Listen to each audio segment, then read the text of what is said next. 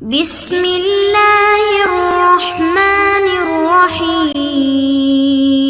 السلام علیکم معزز طلباء کرام، آپ سب کیسے ہیں؟ آج ہم تفسیر بیضاوی کے سبق نمبر 93 کو پڑھیں گے۔ آج کے ہمارے سبق کا عنوان ہے الفاظ تہجی آیات ہیں یا نہیں۔ آج کے ہمارے سبق کی عبارت وَلَيْسَ شَيْءٌ مِّنْهَا آیتن سے شروع ہوتی ہے۔ آئیے سب سے پہلے عبارت پڑھ کے اس کا ترجمہ کرتے ہیں اور اس کے بعد اس کی وضاحت کی طرف بڑھتے ہیں۔ مصنف علیہ رحمہ لکھتے ہیں وَلَيْسَ شَيْءٌ مِّنْهَا آیَةً عِنْدَ غَيْرِ الْكُوفِيِّينَ، اور کوفیین کے علاوہ دیگر علماء کے نزدیک الفاظ تہجی میں سے کوئی کلمہ مستقل آیت نہیں ہے۔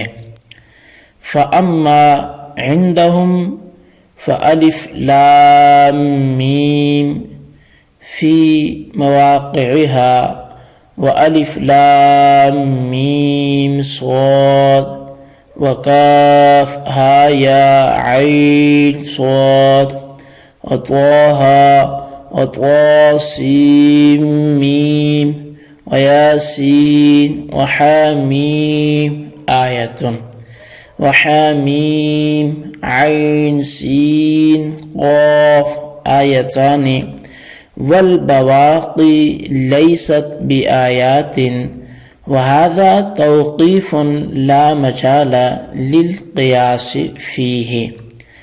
اور بہرحال کوفیوں کے نزدیک تو ان کے نزدیک الف لام میم موقع آیت میں ہے، اور الف لام میم صاد اور کاف یا عین صاد اور طٰہٰ اور طاسین میم اور یاسین اور حامیم یہ ایک ایک آیتیں ہیں، اور حامیم عین سین قاف یہ دو آیتیں ہیں، اور بقیہ جو الفاظ تہجی ہیں وہ کوفیوں کے نزدیک بھی آیت ہیں، اور کسی شے کی آیت یا آیتیں ہونے کی تعیین یہ توقیفی چیز ہے، قیاس کو اس میں کوئی دخل نہیں ہے۔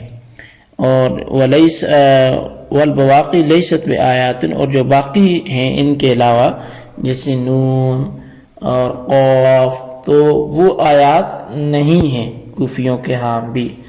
تو جی طلبہ کرام، اس کے بعد ذالک الکتاب یہ وہ بلند مرتبہ کتاب ہے۔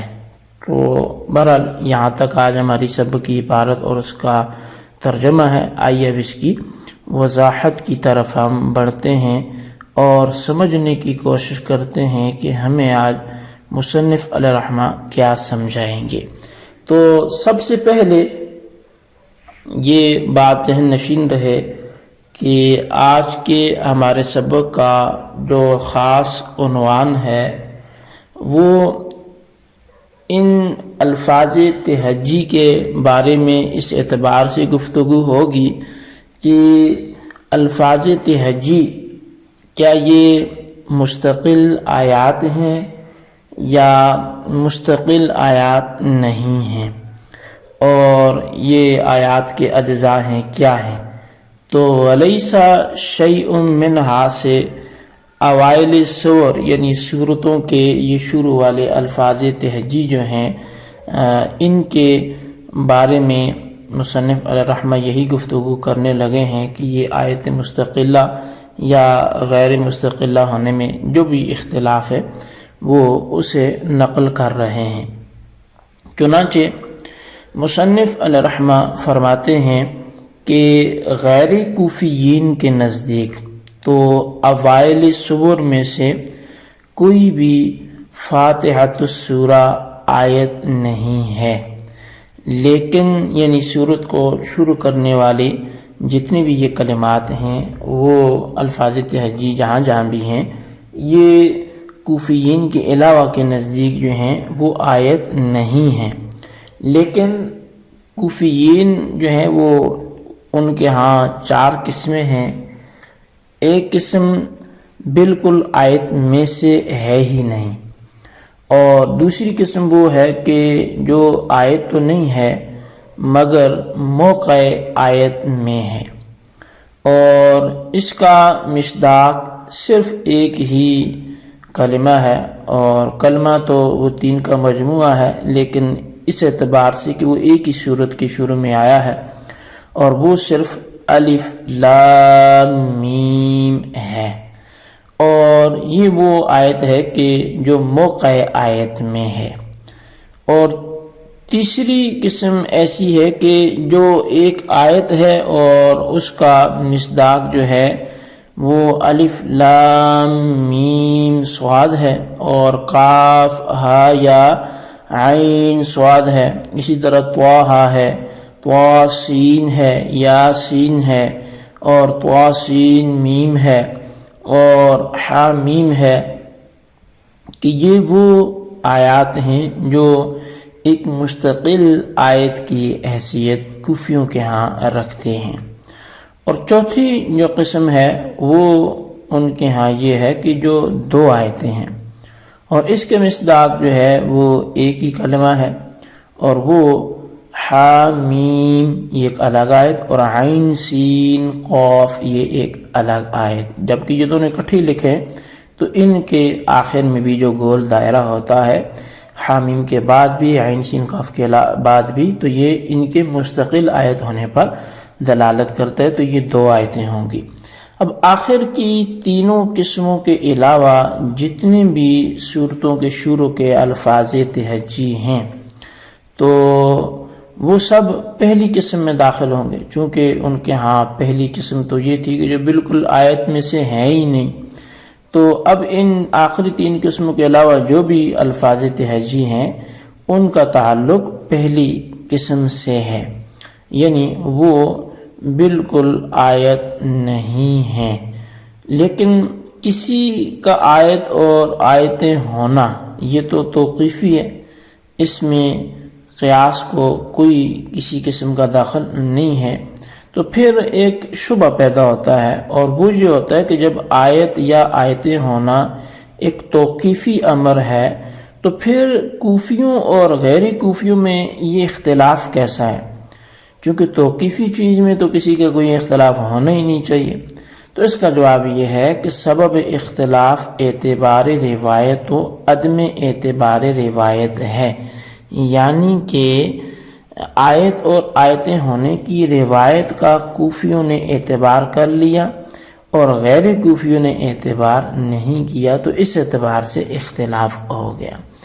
تو بہرحال یہ جو ایک بات تھی کہ ان میں سے کون سی چیز آیت ہے اور کون سے الفاظ جو ہیں وہ آیت نہیں ہیں، غیر کوفیوں کے ہاں کیا مذہب تھا وہ بھی بیان ہوا، اور کوفی اس بارے میں کیا کہتے ہیں اس پر بھی 4 طرح کے کلام، 4 طرح کی تقسیمات کی گئی.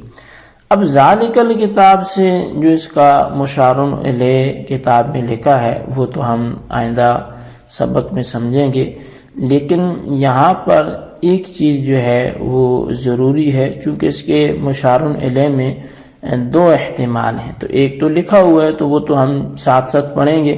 ایک چیز کو میں واضح کر دوں کہ 2 جو احتمال ہیں ان میں سے ایک احتمال یہ ہے کہ ذالکہ کا مشار الیہ وہ کتاب ہو، لیکن کتاب کو مشار الیہ قرار دینے کی صورت میں الکتاب صرف صفت ہوگا ذالکہ کی، اور الف لام کو اگر آپ مشار الیہ قرار دیں تو اس صورت میں الکتاب صفت اور خبر دونوں ہو سکتا ہے.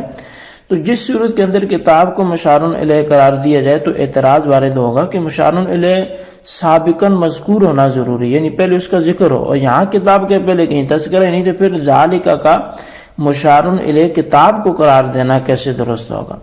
تو اس کا جواب یہ ہے کہ کتاب سے مراد وہ کتاب ہے کہ جس کے نازل کرنے کا وعدہ اللہ تعالیٰ نے خود قرآن کی بعض سابق آیتوں میں اور پہلی کتابوں میں کر لیا. سابق آیت تو یہ ہے جیسے انا سنلقی علیک قولا ثقیلا، اور یہ سابق اس لیے ہے کہ یہ سورہ مزمل کی آیت ہے، اور سورہ مزمل مکہ میں ابتدائی وحی کے زمانے میں نازل ہوئی، اور پھر اسی طرح سنقرئک فلا تنسیٰ میں بھی کتاب کا وعدہ ہے، اور یہ بھی سابق ہے، اور اسی طرح کتب متقدمہ کے اندر بھی اس کا وعدہ کیا گیا تھا۔ پس جب کتاب کا وعدہ ہو چکا ہے تو چونکہ الموعود کل مذکور ہوتا ہے، لہٰذا ذالک کہ مشار الیہ کا غیر مذکور ہونا لازم نہیں آیا۔ تو باقی اس کا جو مشار الیہ الف لام میم ہونے کا احتمال ہے تو اس پہ ہم آئندہ کلام کریں گے۔ آج تک یہیں اس کو موقوف کرتے ہیں، اور آج کے سبق کو آپ خلاصتاً اپنے رجسٹر پر ضرور لکھیں، بالخصوص ان سوالات کے جوابات بھی دیں۔ سوال نمبر 1 یہ ہے کہ الفاظ تہجی آیات ہیں یا نہیں، کوفی کیا کہتے ہیں؟ اور سوال نمبر 2 یہ ہے کہ ذالک کا مشار الیہ اگر کتاب کو قرار دیا جائے پھر کیا اعتراض و جواب ہوگا، تحریر کریں۔ اللہ تبارک و تعالیٰ سے دعا ہے جو کچھ ہم نے پڑھا سنا اسے یاد رکھنے کی توفیق نصیب فرمائے، آمین بجاہ النبی الامین صلی اللہ علیہ وسلم۔